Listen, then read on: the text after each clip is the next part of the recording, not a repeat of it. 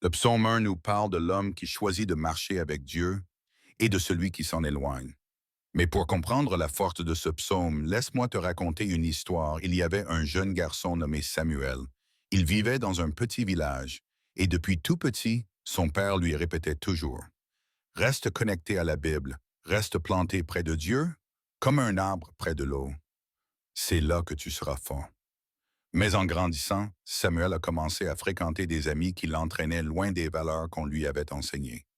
D'abord, il marchait simplement avec eux, puis il a commencé à s'arrêter avec eux, et un jour, il s'est assis dans leur manière de vivre, exactement comme le dit le psaume 1. Il pensait que ses choix n'avaient pas de conséquences. Jusqu'au jour où tout s'est effondré.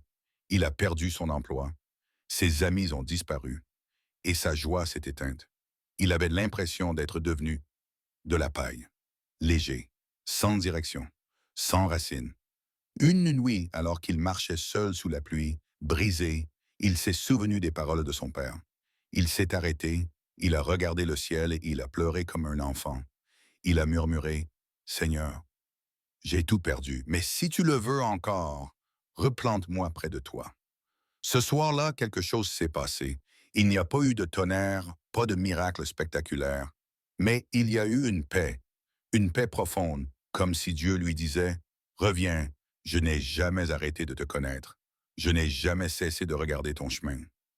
Samuel a recommencé à lire la parole, doucement, jour après jour, et comme un arbre planté près de l'eau, il a commencé à revivre.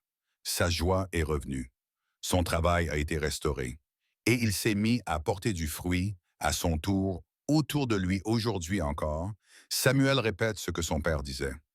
Le bonheur commence par ce que tu refuses, mais la force vient de celui avec qui tu marches. Le psaume 1 n'est pas seulement un texte, c'est une réalité.